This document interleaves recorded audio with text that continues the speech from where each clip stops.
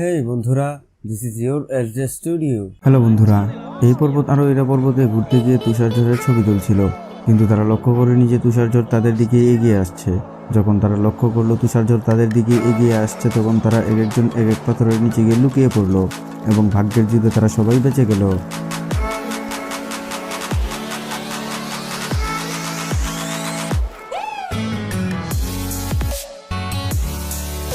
বন্ধুরা, আমরা অনেক সময় অনেক কিছু ভিডিওতে উঠতে দেখে অবাক হয়ে যাই, কিন্তু তার পিছনে যে গ্রিন অবজেক্টের বড় ভূমিকা রয়েছে তা আমরা বুঝতেই পারি না।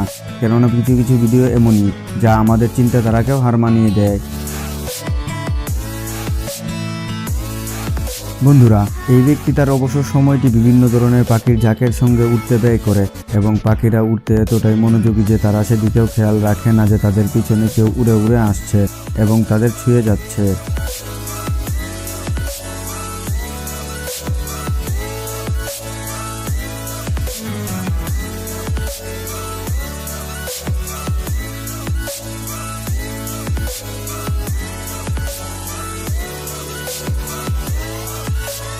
বন্ধুরা, এই ছেলেটির প্রতিভাটা একবার দেখুন। সে অন্ধ হওয়া সত্ত্বেও প্রতিটি বোতলে টোকা দিয়ে কোন বোতলে কোন ধরনের পানীয় আছে তা বলে দিতে পারে। বন্ধুরা, এই প্রতিভাটিকে কোন ধরনের প্রতিভা বলা যায় তা কমেন্টে জানাতে ভুলবেন না।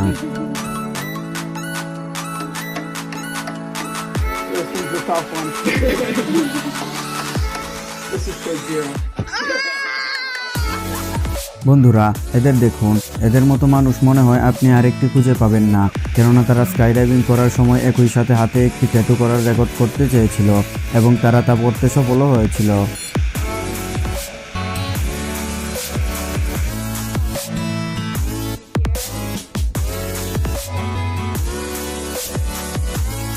বন্ধুরা, এই ব্যক্তি ওয়াটার স্কেটিং করার জন্য মনে হয় নির্দিষ্ট কোনো জায়গা পাচ্ছিল না এবং সমুদ্রেও যেতে পারছিল না, যার কারণে রাস্তা যেমন বৃষ্টির পানিতে স্কেটিং শুরু করে দেয়।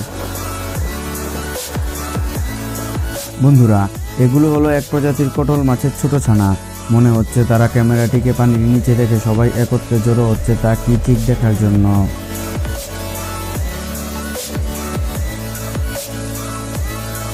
বন্ধুরা, প্রাণীরা যে আসলেই প্রভুভক্ত হয়ে থাকে তাদের সন্দেহ করার কোনো কারণ নেই।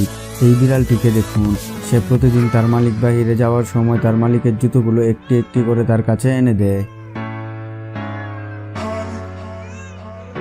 বন্ধুরা, এই লোকটিকে দেখুন। সে তার পোষা কুকুরটিকে তার কথা না মানায় গ্যাস বেলুন দিয়ে বেঁধে ছেড়ে দেয়। কুকুরটির ভাগ্য ভালো ছিল যে তাকে বাহিরে না ছেড়ে ঘরে ছেড়েছে। ভিডিওটি ভালো লাগলে শেয়ার করতে পারেন এবং আপনি যদি এমন রোমাঞ্চকর, আনকমন আর ইন্টারেস্টিং ভিডিও দেখতে পছন্দ করে থাকেন তবে আমাদের চ্যানেলটি এখনই সাবস্ক্রাইব করুন এবং পাশে থাকা বেল আইকনটি প্রেস করুন।